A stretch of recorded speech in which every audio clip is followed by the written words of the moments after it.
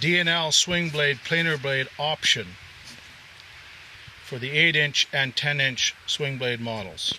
By simply unbolting your riving knives, you then can put on this D&L 12-inch planer blade to plane off any slab, burl, beam, tabletop to give it a nice, smooth and accurate finish. With the D&L swing blade, you can set your saw at 45-degree angles to use the planer blade as a chamfering tool.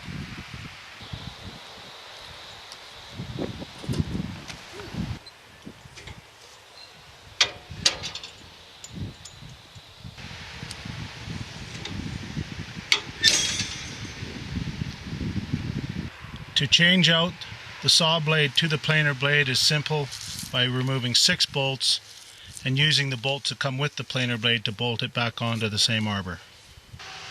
Simply start up and take your planer blade, move it over your face, lower it with the rise and fall, the electric rise and fall of the power head, and then gently push it through the cut.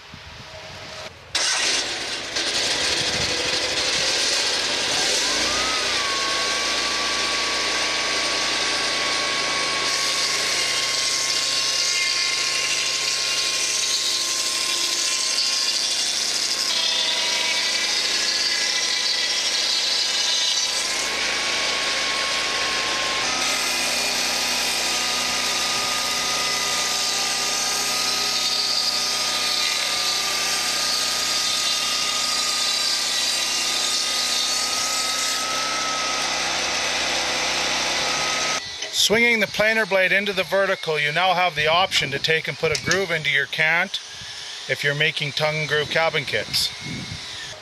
So using the auto depth gauge that the mill comes with, you can then set your depth of cut using the depth gauge shown here.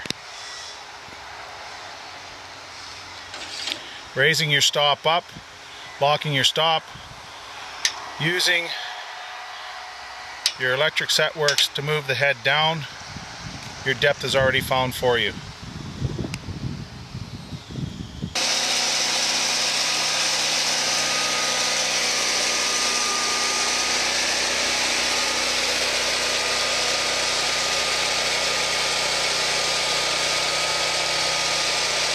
So quick swing of the blade. We now have the option to put a groove in the top of your cant, making tongue and groove cabin kits, or a tongue and groove for making cabin kits, as we just demonstrated. So with the planer blade set at a 45-degree angle, we have the option now to chamfer the corners off of our cant if you choose to chink the walls of your cabin. It gives it a nice profile and feature as well when you're stacking the pieces piece on piece.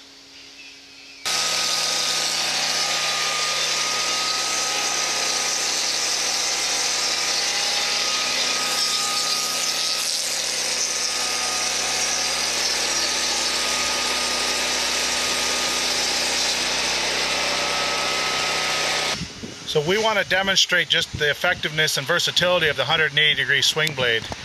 We're going to take and chamfer off this one corner, come back and swing over 180 degrees and do the other corner in one pass, in one shot.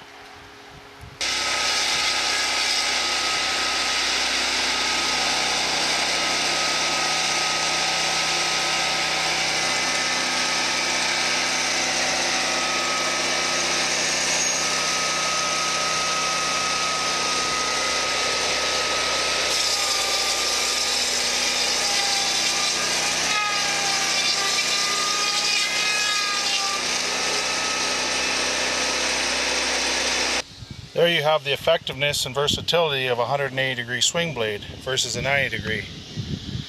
And there we've just made the top side of our first cant that can go into a tongue groove cabin kit. Using the D&L dogging system, it makes it very easy and very effective to hold the cant. If marking is of a concern, you can place a 2x4 against the dogs and use the 2x4 as a pinch point against the cant that's sitting on top of your dogs. This is what it would look like with a 2x4 in place, holding the cant in so there's no marking done to your already plain cant.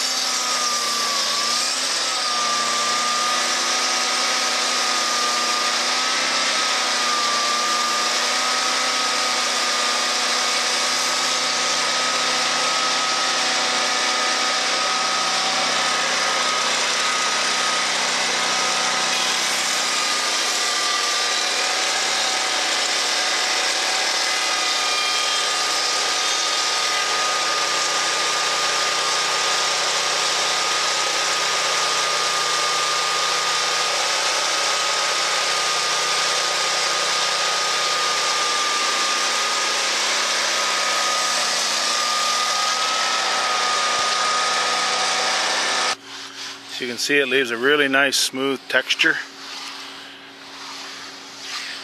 on the piece you're planing.